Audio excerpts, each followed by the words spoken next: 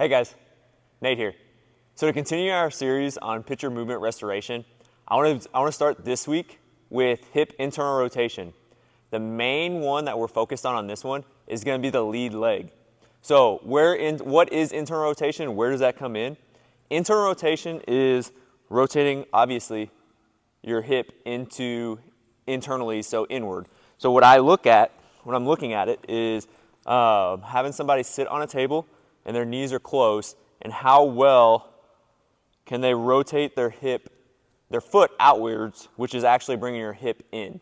So if you look at it from side to side, you'll notice my left side's a little less than my right. Where that comes in is the braking force of pitching. So with that lead leg, when it comes and plants, and then how well can you come forward over that hip. So that is a huge component in to be able to stop your body from continuing to rotate and then create the force generated forward to the plate, but also to stop. So if you can't stop from that front hip, the forces are going to travel across the body and create other muscles and other areas of the body to stop you when they're not made for that. So smaller muscles in the shoulder or the elbow and they're not able to withstand those high forces. So one thing I'm looking at, so when I'm looking, like I said, I'm looking for in a normal population, I'm looking for 35 degrees of internal rotation. But in a pitcher or any high velocity rotational sport, I'm going to look for more around 40 to 45 degrees of the front leg. Where you're going to notice one side will be a little bit harder than the other side for going outward. So same thing in the shoulder where we had total arc of internal or external and internal rotation. Both hips should be able to rotate the same, but your lead leg should actually have more internal rotation than your back leg. And this is because it is constantly absorbing force. It's constantly absorbing and decelerating and stopping your body from going forward. So you should be able to get about 40 to 45 degrees on your lead leg, but then on your backside, I would expect to be about 30 to 35 degrees on the back leg. So that's how I look at it. If you notice that you're starting to get tight especially on your lead leg, that's the one we care about more, or that's the one that we get concerned about that you lose as you throw. Then we may need to do some things to restore that by the time you throw the next time. So where I like to start is I like to use a little joint mobilizations. A great place to do that is through a band in which you attach it up onto a secure object, and then you just place your hip into that band. Now, get pretty good tension on that band so that it's pulling your hip kind of away from your body. And then from here, you can hold onto something if you want to. I'm not too concerned about that, but I just want you to bring your knee in and out while your upper body is just kind of staying stationary. This band should have quite a bit of tension on it, so it's pulling your joint away from your pelvis, or your femur, your hip, your leg bone away from your pelvis. So you're just going to go in and out. I usually typically go about two sets of about 15 rotations inward and outwards. Okay? Now that'll help loosen up that joint. So from there, what I want to do is get into a little bit of a stretch so that you open up the soft tissue restrictions that you may have around there.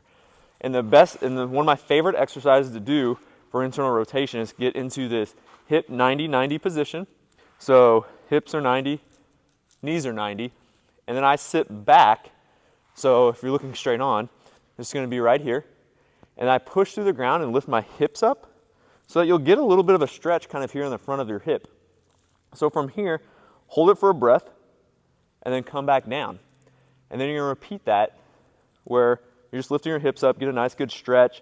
You may feel a little glute contraction, a little backside of the hip. Work a little bit and lift up, and then hold it for a breath. You're going to perform about 8 to 10 reps of that just to get a nice little stretch there, okay? And then after those, what you can do is kind of sit back down on the table and recheck. Does that hip feel a little looser? So you can see mine improved a little bit just from that. And I'm looking at the angle from the ground to the rotation. So if those improved, we want to teach your body how to control that new range of motion. So what I like to do is get back into that hip 90-90 position, and you can start either direction, it doesn't really matter. And now we're gonna do windshield wipers. So feet stay still, and you can bring this foot a little bit closer to your shin or to your thigh, and then feet are gonna stay still, and you're just gonna rotate your knees back and forth. So what that's doing is getting your hips going into and out of internal and external rotation. So just rotation of your hips, but your hips, your pelvis is mainly stationary. Okay? Now as this gets easier, what you can do is bring your arms up. This gets a little core control in there, so it makes you have to stabilize through the full motion. So hands kind of stay forward, your shoulders kind of stay forward, but your hips are rotating through. Okay? I like to go about 6 to 8 reps on both sides to work into and out of internal rotation. Okay?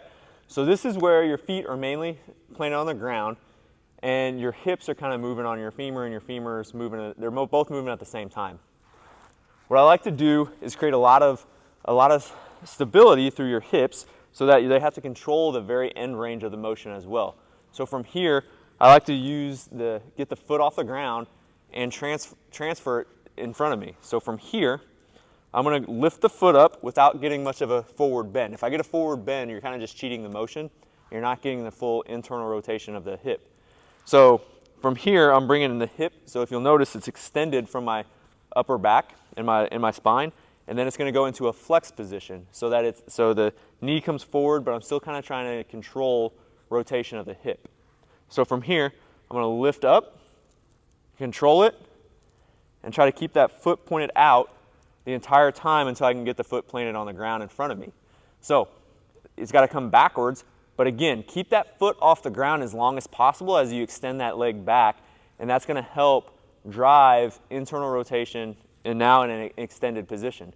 So you're going to be up, lift up, come back forward, and then come back down. So again, this is kind of a fatiguing exercise, so I'm going to only do about 6 to 8 reps, but it's really teaching my body how to use that rotation of the hip. Okay? So once we got control of that hip rotation, what I want to do is put it in a standing posture. So how can we use this new internal rotation while we are on the mound or when we're throwing? We're going to have to do something to kind of do it slow so that you can do it fast on the mound. What I like to do is use another band for assistance, and what I'm going to do is attach the band on the same side that I'm trying to rotate, and then rotate away. So this band should be pretty close to the ground. If this is on my left shoulder, it's kind of actually on my right hip then now. That left foot's going to come forward, your right hip's going to come back so that my heel, hip, and ear are all in a line, and then all my weight, 80% of my weight should be on this front leg. And then from here, my left knee doesn't move, but I'm going to rotate my opposite hip to that knee, and then rotate it away without my left knee moving. So I'm going to try to rotate as far as you can. So one big thing here, keep this core, keep this belly tight as you rotate down and back. Okay? Now this is a pretty tough exercise too, so I like to go about 6 to 8 reps on that as well. Okay? Once you do those, check again, sit back down, see if you improved any of that internal rotation again. So, like I said, what I'm looking for as a pitcher is anywhere between 40 to 45 degrees of rotation, and what that's helpful for is that stopping force for a pitcher. It is pretty crucial in order to perform at your best to be able to get that back. So try some of these out, see if they improve your mobility. If they don't, maybe you just need to stay on the lower level side and work up to some of the higher level ones, some of the last ones that I showed, in order to just gain that motion and then work back into that range of motion. So give these a try, guys. See how well you feel in your next outing, and let me know what you think. Thanks, guys.